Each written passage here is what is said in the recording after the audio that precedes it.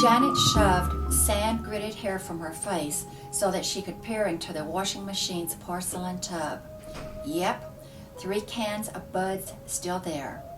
Left over when the fridge had rattled its last breath and she had dumped a plastic bag of ice into the tub to save the beer. She grabbed her faded blue plastic laundry bag and tossed in the 3 cans. Where else? 2 more Buds hid in the pantry shelf behind a couple of cans of chicken noodle soup and chopped green chilies. She added those to her hoard. Still another one she found snuggled in one of her insulated boots on her picture frame-sized closet floor. In her other boot was her old Afghanistan M9 pistol. She pitched it into the laundry basket. Too bad she hadn't used it on her Glock this morning on that asshole reader. Then she remembered a stash of Buds she had stored last week behind the trailer house's skirting, on the east side where it was usually cooler. Toting her laundry basket of the god's nectar, she headed toward the front door. On her way, she eyed the thermostat. She couldn't remember if she had paid her utility bill, but the AC wasn't working, so probably not. The closed-up place reeked of rotting trash, overheated plastic, and vomit. Next to the thermostat, the cheap, wavy mirror made her halt in her steps. Ah, yes, the all-American girl. 2 days without sleep or a bath didn't exactly enhance her better features. Staring at her boxy face with its harsh angles of bones, she wasn't sure if she had any redeeming features. Then there was the scar. It slashed along the underside of her left cheekbone, tugging ever so slightly at her lower lid. Such a long time since she had felt pretty. There was a day that she wouldn't forget. The day when at 26 she returned to the res to give the Hopi Way another try. Ram had been home for a semester break and had stopped by to visit. She could see herself clearly that afternoon, freshly washed, inky black hair falling heavily against the small of her back, dusky skin buffed to a sweet-smelling burnish, her dark eyes still aglow with first love after all that time, and a dumbstruck Ram who had even called her beautiful. There had been another day she had felt pretty, in a different way. Pretty all the way to the core. The first time she had stared into the swollen, unblinking eyes of her newborn daughter, she had felt overwhelming love, and had felt pretty then too. No, more than mere pretty, a voluptuous Mother Earth goddess woman coming into her own power. As she swung open the trailer house's faux wooden door, Tucson's blinding sunlight and furnace-like heat blasted her, and her right arm shot up to shield her face. Her underarm smell made her nostrils twitch.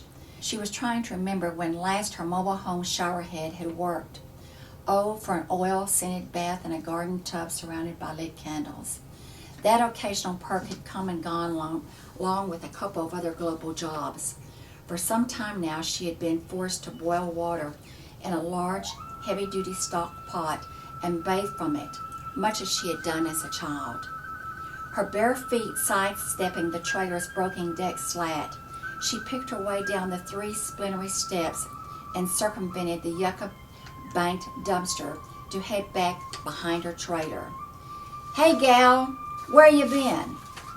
She groaned and squinted over her shoulder at old Nate. He had rolled his wheelchair out onto his trailer house's postage stamp porch. "Been staging a war dance, Nate." The Viet vet, living off his disability checks, knew everything that went on at the trailer park. Nate called out at her back. "Noticed your Civic early this morning, but haven't seen hide nor hair of you. Feared you might have died and gone to heaven, gal." "Not to fear. Heaven wouldn't have me, Nate." The sand was boiling hot on her feet. Gal." Slowly, painfully, she swiveled her blistering eyeballs in Nate's direction. "Yeah." The old gray goat waved his hand vaguely. You might want to put your clothes on before you come back out again. Just a suggestion, you know." She glanced down and noticed she was bare-ass naked. "You got a point there, Nate." She shrugged and set off hip-hopping over the hot sand around the back of her trailer house. Hell, firewalking was easy-peasy compared to this. On burning knees, she pried loose a sheet of stove-hot vinyl. Ouch! But 4 more buds. Perfect. That made 10. With precision, she lined them up like 10 pins. She drew her M9 from the laundry basket. As she took aim, the sun glare was striking lightning bolts on her brain. Her eyeballs were seared raisins. Oh no, here it came, another message. She would ignore it. She fired off the first shot, keyholed the lead pin. One by one, she obliterated the next 5 beer cans. The retorts deafened the voice. Heat shimmering and distorting waves ahead of her. Drums pounding in her ears. The whole world was ablaze. Disoriented, she paused, blinked, felt the earth roar. Quickly, she reloaded the mag and finished off the last of the cans. She was finished with her drinking. But the voice wasn't finished with her. Her vision went blank. Her ears went silent. The earth spun out of control on its axis. Then she heard the voice that every so often nudged her insistently. Go home. Go home? Do I look like Forrest Gump? Never. Inside the trailer house, the Medusa, with a scar on her cheek and tiny tatas for tits, slumped down against the paneled wall onto the chipped linoleum floor.